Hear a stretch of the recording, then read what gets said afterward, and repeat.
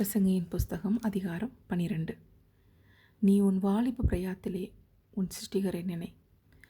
தீங்கு நாட்கள் வராததற்கு முன்பும் எனக்கு பிரியமானவைகள் அல்ல என்று நீ சொல்லும் வருஷங்கள் சேராததற்கு முன்னும், சூரியனும் வெளிச்சமும் சந்திரனும் நட்சத்திரங்களும் அந்தகாரப்படாததற்கு முன்பும், மழைக்கு பின் மேகங்கள் திரும்ப திரும்ப வராததற்கு முன்பும், வீட்டுக்கு காவலாளிகள் தள்ளாடி பலசாலிகள் கூனிப்போய், எந்திரம் அரைக்கிறவர்கள் கொஞ்சமானதினால் ஓய்ந்து, பலகனி வழியாய் பார்க்கிறவர்கள் இருண்டு போகிறதுக்கு முன்பும், எந்திர சத்தம் தாழ்ந்ததினால் தெருவாசலின் கதவுகள் அடைப்பட்டு குருவியின் சத்தத்துக்கும் எழுந்திருக்க வேண்டியதாகி கீத வாக்கிய கண்ணிகளையெல்லாம் அடக்கி போகாதற்கு முன்பும், மேட்டுக்காக அச்சமுண்டாகி வழியிலே பயங்கள் தோன்றி வாதுமை மரம் பூ பூத்து வெட்டுக்கிளியும் பாரமாகி பசித்தீவனமும் அற்றுப்போகாதற்கு முன்பமும், மனுஷன் தன் நித்திய வீட்டுக்கு போகிறதுனாலே துக்கம் கொண்டாடுகிறவர்கள் வீதியிலே திரியாதற்கு முன்பும், வெள்ளி கயிறு கட்டுவிடு, பொற்கிண்ணி நசுங்கி, ஊற்றின் அருகே சால் உடைந்து, துறவண்டையில் உருளை நொறுங்கி, இவ்விதமாய் மண்ணானது தான் முன்னிருந்த பூமிக்கு திரும்பி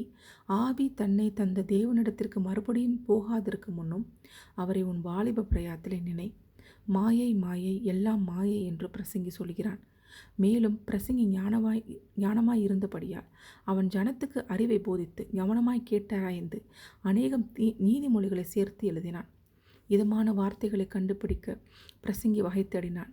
எழுதின வாக்கியங்கள் செவ்வையும் சத்தியமுமானவைகள். ஞானியின் வாக்கியங்கள் தாற்றுக்கோள்கள் போலவும் சங்கத் தலைவர்களால் அறையப்பட்ட ஆணிகள் போலவும் இருக்கிறது. அவைகள் ஒரே மேய்ப்பனால் அளிக்கப்பட்டது. என் மகனே, இவைகளினால் புத்தி அடைவாயாக. அநேகம் புஸ்தகங்களை உண்டு பண்ணுகிறதுக்கு முடிவில்லை. அதிக படிப்பு உடலுக்கு இளைப்பு. காரியத்தின் கடைத்தொகையை கேட்போமாக.